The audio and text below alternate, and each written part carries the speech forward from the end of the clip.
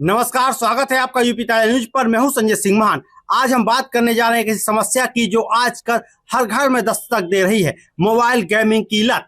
लखनऊ में 13 साल के विवेक कश्यप की मौत ने सबको झकझोर कर रख दिया। एक बच्चा जो मोबाइल पर फ्री फायर गेम खेल रहा था अचानक बेहोश हो गया और फिर कभी नहीं उठा। सवाल ये, क्या मोबाइल गेमिंग इतनी खतरनाक हो सकती है कि ये किसी की जान ले ले? क्या है सडन गेमर डेथ और बच्चों को इस लत से कैसे बचाएं? इस वीडियो में हम इन सारे सवालों के जवाब ढूंढेंगे और विशेषज्ञों की राय जानेंगे। तो चलिए शुरू करते हैं। लखनऊ में 13 साल के विवेक कश्यप ने अपने बिस्तर पर मोबाइल फोन के साथ गेम खेल रहा था। उसकी बहन चांदनी ने बताया कि विवेक को फ्री फायर गेम की लत थी। वो दिन रात बस उसी में डूबा रहता था।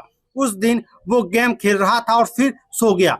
चांदनी ने सोचा कि शायद वो थक गया होगा, इसलिए उसने फोन चार्जिंग पर लगाया और विवेक को चादर ओढ़ा कर चली गई। लेकिन जब वो वापस आई तो विवेक को जगाने की कोशिश की तो उसने कोई जवाब नहीं दिया। चांदनी ने चीखना शुरू कर दिया, लेकिन तब तक बहुत देर हो चुकी थी। विवेक की मौत हो चुकी थी। ये कहानी सिर्फ एक परिवार की नहीं बल्कि उन लाखों परिवारों की है जहां बच्चे और युवा मोबाइल गेमिंग की लत में डूबे हुए हैं। लेकिन सवाल यह है कि विवेक की मौत की असली वजह क्या थी? क्या मोबाइल गेमिंग वाकई में इतनी खतरनाक हो सकती है? सडन गेमर डेथ एक ऐसी मेडिकल टर्म है जो उन मामलों को दर्शाता है जहां लंबे समय तक गेमिंग करने के बाद कोई व्यक्ति अचानक बेहोश होकर मर जाता है।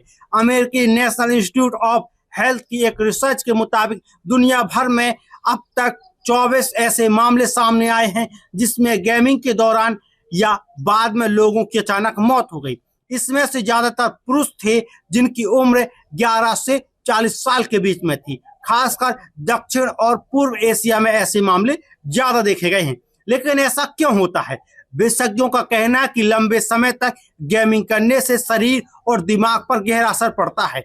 घंटों तक एक ही जगह बैठे रहने और स्क्रीन पर टकटकी लगाने से और गेम के रोमांच में डूबे रहने से कई तरह की स्वास्थ्य समस्याएं पैदा हो सकती हैं। गोरखपुर जिला अस्पताल के कार्डियोलॉजिस्ट डॉक्टर रोहित गुप्ता बताते हैं कि गेमिंग के दौरान शरीर में एड्रेनालिन और तनाव हार्मोन्स का स्तर बढ़ जाता है। तेज और प्रतिस्पर्धी गेम्स जैसे फ्री फायर और पबजी खेलते समय दिल की धड़कन और तेज हो जाती है। अगर ये स्थिति लंबे समय तक बनी रहे तो हार्ट या ब्लड प्रेशर पर दबाव पड़ता है। केजीएमयू के प्रोफेसर अक्षय प्रधान के अनुसार कुछ लोगों में जेनेटिक समस्या जैसे आयन हो सकती है। ये ऐसी स्थिति है जिसमें हार्ट के सोडियम, पोटेशियम और कैल्शियम चैनल्स ठीक से काम नहीं कर रहे होते। इससे हार्ट रेट असमान रूप से बढ़ सकता है जो जानलेवा होता है। इसके अलावा लंबे समय तक स्क्रीन टाइम पर नींद का सर्केडियन रिदम भी बिगड़ जाता है। नींद पूरी न होने से स्मृति, ध्यान और सीखने की क्षमता प्रभावित होती है। बच्चों में तनाव, बेचैनी और मानसिक स्वास्थ्य की समस्याएं बढ़ जाती हैं। Retired CMS doctor Rajesh Shrivastava का कहना है कि सिर्फ गेमिंग से मौत संभव नहीं है जब तक कि पहले से कोई स्वास्थ्य समस्या मौजूद ना हो। लेकिन अगर किसी बच्चे को पहले से हार्ट की समस्या या कोई जेनेटिक बीमारी है तो गेमिंग का तनाव उस स्थिति को और बिगाड़ सकता है। वहीं केजीएमयू के डॉक्टर मोनिका का कहना है कि गेमिंग का असर इस बात पर निर्भर करता है कि बच्चा कौन सा गेम खेल रहा है। अगर गेम में सट्टेबाजी या हाई स्टेज गतिविधियां शामिल हैं तो तनाव और उत्तेजना का स्तर बढ़ जाता है। अमेरिकी नेशनल इंस्टीट्यूट ऑफ हेल्थ की स्टडी के अनुसार सडन गेमर डेथ के पीछे 3 मुख्य कारण हो सकते हैं। फेफड़ों में ब्लड क्लॉट, लंबे समय तक एक ही जगह पर बैठे रहने से खून का प्रवाह धीमा हो जाता है जिससे ब्लड क्लॉट बन जाता है। ब्रेन हेमरेज, अत्यधिक तनाव और उत्तेजना से दिमाग की नसों पर दबाव पड़ता है। हार्ट रिदम में असमानता, तेज गेमिंग के दौरान हार्ट रेट असमान रूप से बढ़ जाता है जिससे अचानक हार्ट अटैक का खतरा रहता है। तो क्या करें कि बच्चे इस खतरनाक लत से बच सकें? कुछ सुझाव हैं, जैसे स्क्रीन टाइम को सीमित करें। बच्चे को दिन में 1 से 2 घंटे से ज्यादा गेमिंग ना करने दें। नियमित ब्रेक लें।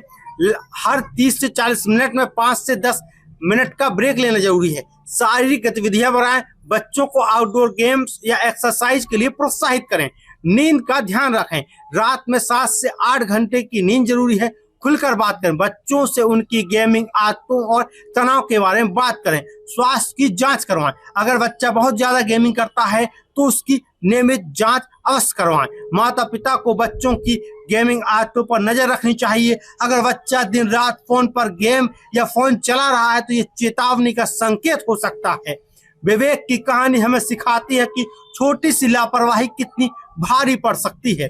दोस्तों, मोबाइल गेमिंग का मजा लेना गलत नहीं है, लेकिन इसकी लत आपकी या आपके बच्चे की जिंदगी को खतरे में डाल सकती है। विवेक की कहानी हमें ये सोचने पर मजबूर करती है कि हमें अपनी और अपने बच्चों की सेहत को प्राथमिकता देनी चाहिए। अगर आपको ये वीडियो पसंद आए, वीडियो को लाइक करें, इसे दूसरों तक पहुंचाएं ताकि जानकारी दूसरों तक भी पहुंच सके। फिलहाल के लिए इस वीडियो में इतना ही। मैं संजय सिंह मान फिर मिलूंगा एक और नई कहानी के साथ।